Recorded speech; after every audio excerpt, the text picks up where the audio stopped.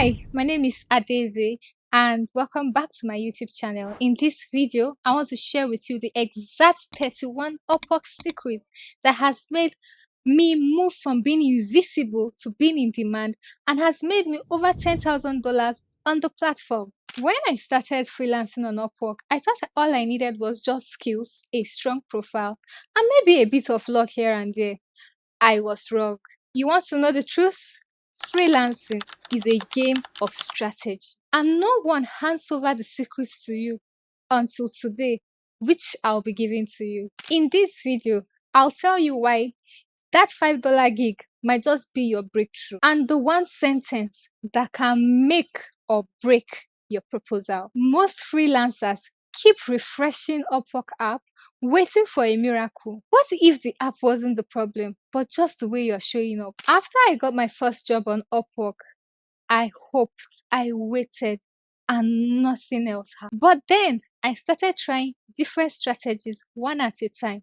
Some flopped, some exploded. What you're about to hear are 31 game changers that flipped the script for me. So let's dive in.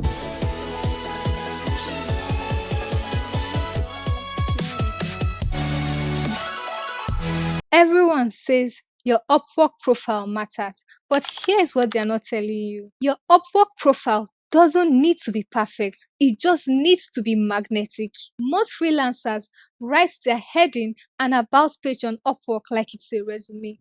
No, it should be like a landing page that as soon as they arrive there, they know what you're all about. Speak to your client's pain, offer solution, then prove it with receipts like samples, screenshots, data as portfolios. Clients are not looking for hardworking and passionate. They are looking for who will solve their exact problem immediately and quickly. Listen, every day, hundreds of freelancers sign up on Upwork saying just the same thing. I'm passionate, I'm detail oriented, I'm enthusiastic. Why? And guess what? Clients don't really care. They don't. They are hiring you because they have a burning problem and they just want to know whether you can solve their problem immediately. When I first started, my profile was all neat and tidy. I listed all the skills, used all the buzzwords, sounded professional, yet I still got ghosted. One day, I changed everything.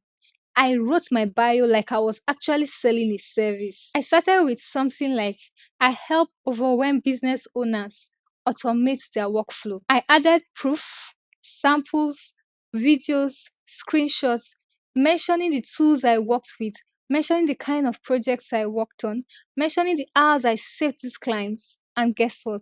My invoice tripled. Now, here's the breakdown of what works. Number one, the hook. Hit the pain points immediately. Number two, the promise. Be specific about what you are intending to deliver to them. Number three, the proof. Show results. Be specific. Show past projects. Show screenshots. Don't just say you are good.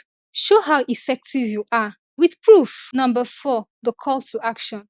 Things like if you are drowning in tasks, reach out, let's talk.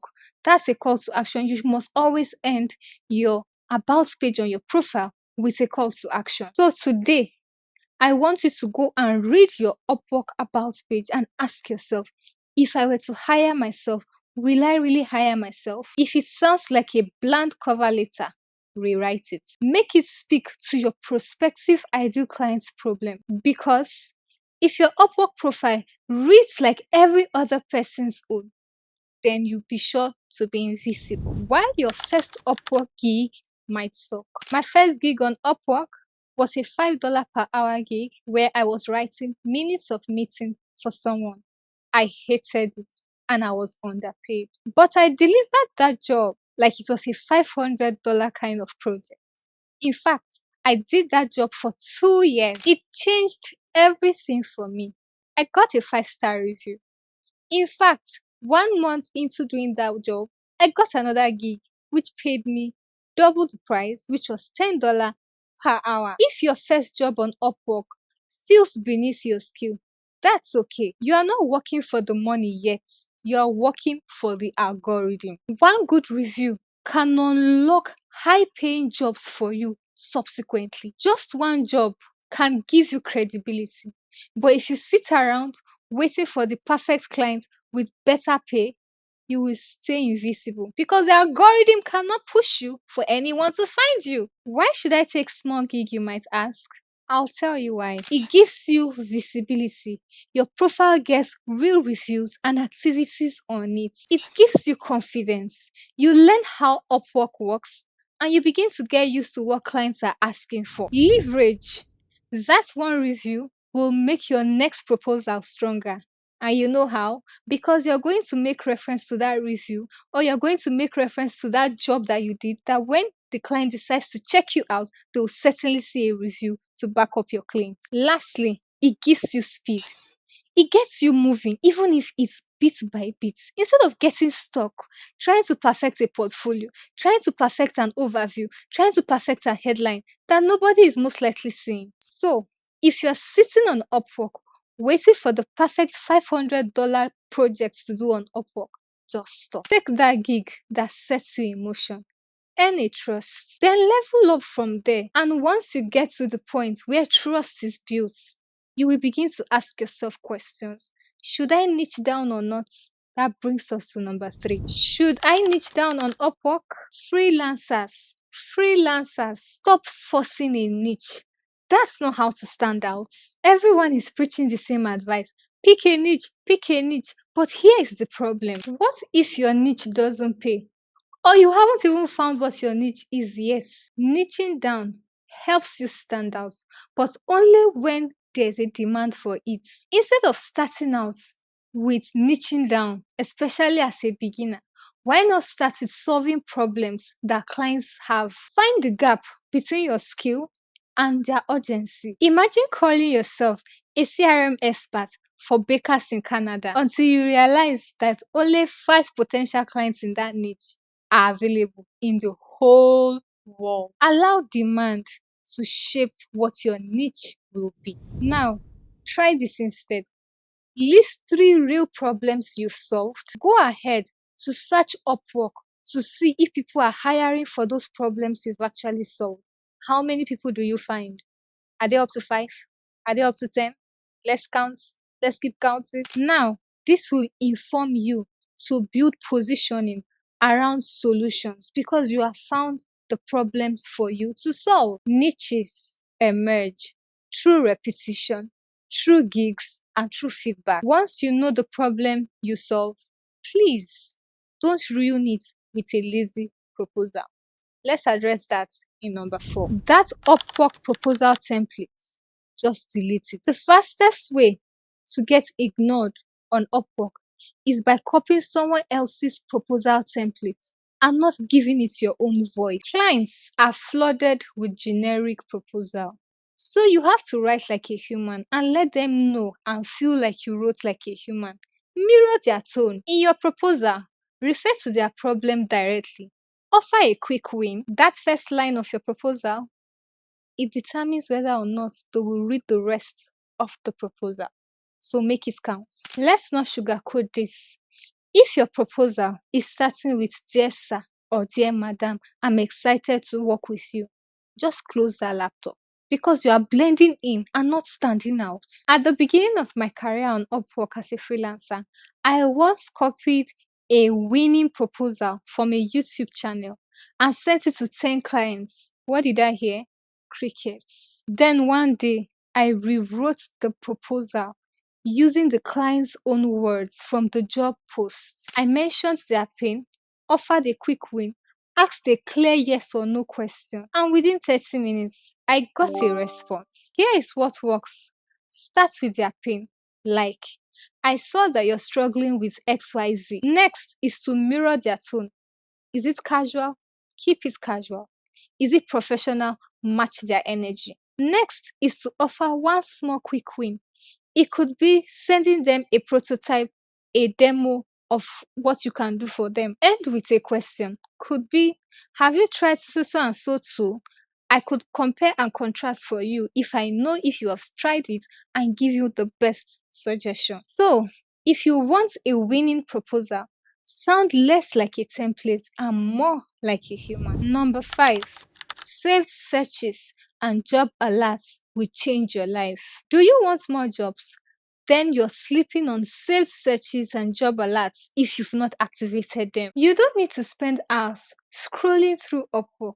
You need to allow the platform do the work for you. Sales searches plus job alerts is equal to speed and first mover advantage. You will be the first to know when a job is dropping hot, hot. Here's how you can do it. Search for your targeted gigs. For example, Airtable. Click on Save Search. Then turn on the job alerts at the top of your home page of your Upwork profile. There you have it. You will get notified via email or from the app notification when there are jobs that fit into your skill sets that you have searched and saved. Now, instead of being applicant number 37, you just can be applicant number 1. That alone can triple your chances of submitting a good, strong proposal that can easily be found. Did I also mention that you can create multiple saved searches? Yes, you can. Search for all the gigs of interest to you and save as many as you want. Just make sure they are relevant and they match your skill set. Make sure that when the jobs drop, you move fast because it is the early freelancers that apply that get greater advantage. Number 6, why your hourly rate doesn't matter. What if I told you your hourly rate doesn't matter as much as you think? Your $40 per hour can feel expensive or cheap. Depends on how you position it. If you want to charge more, don't just increase your rate. Also increase your perceived value. Communicate values, sell certainty, package deliverables. Now, this is how you should frame it. You can position your perceived value by saying, I'll automate your onboarding workflow in 48 hours, no hiccups. Or, I'll clean and organize your Airtable database for your weekly reporting. Your rates should reflect clarity. Don't just change prices, add promise. Number 7, why your Upwork feedback is not for you. That 5-star review is not a trophy. It's a weapon for you to use and fight on Upwork. We treat Upwork review like it's a report card. No, it's a marketing engine for you to use. The words of your last client in the review they gave you shapes your next proposal writing to the next client. Don't ruin or lose your chances of getting your next review from that client. You could say, if you found my early delivery of these stacks to you very helpful, please do well to mention it in your review. It will go a long way for me, and I'll return the favor by mentioning the exceptional service I had dealing with you. You could also ask them, if the communication made your life easier, it would be great to highlight it. It helps the next client know that I bring value. Don't think you're being pushy by asking. You are just being strategic, and that is why the use of language and words when asking is very important. The next client looking to hire you most likely doesn't trust you. But if they read the reviews given to you by past clients, they will not hesitate anymore and they'll just message you. Number 8, freelancing on Upwork is sales. If you hate selling, best believe that you're going to hate freelance. Most freelancers think that the job is the work. Nah, you are wrong. The real job is getting the work itself. Upwork is not just about skills. It's about positioning, persuading, and pitching. Every proposal, every message, every discovery call you have with a client, they are all sales. Yes, take time and read that proposal. Think about how you were trying to convince that client in that discovery call. Were you not trying to be salesy? Yes, they are all sales. Here is the cheat code. The better you get at selling, the fewer proposals you need to send, the more clients refer you to, and the more you control your pricing. Selling isn't optional.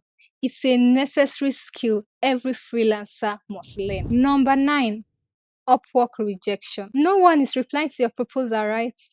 That's fine. We treat silence like it's a failure. But in freelancing, silence is also part of the process. And rejection, it's feedback in disguise. If you got ghosted by a client, study why that happened. Did your proposal actually address their pain point? Did all the things you promised to deliver sound vague or too good to be true? Treat every no you get or every silence you get as a free workshop. Learn from it. If you can, create a rejection tracker. The tracker should contain: what job was it? What did I say in my proposal? What can I change next time? Don't just move on when you get ghosted or when you are told no. Iterate, change things, and move things around. Every unanswered message is a breadcrumb. Follow the pattern, tweak it, test it, and then go and win. Was the first line of your proposal very boring or even boring? Number 10, don't rely on your Upwork profile. You are waiting to be discovered on Upwork. That's an old move. You've already crafted a great profile, uploaded a very clear and professional photo, added every necessary keywords. Now you wait? You are wrong. It's a marketplace, and in a marketplace, visibility is what wins. Here is what can get you results. Apply to jobs daily. Use saved searches. Turn on job alerts. Message your past clients. Turn on your availability badge. Boost your profile, and make sure to show up consistently. If you have to wait, you'll starve. But if you pitch, you will learn, even if you don't get a job yet. Don't end up building a perfect profile that no one will eventually see. Upwork is not a waiting room, it's a jungle. So go in there and go and hunt. And if you're tired of hunting forever, number 11 will show you how to have clients come to you themselves. So, because this video is already long enough, I'm going to break this into a part 2. So come back for part 2, or click the part of this video where it shows you the part 2, so that you don't miss out on all the juicy things that I have to offer you in this 31 Upwork secrets I'm sharing with you. So see you in part 2.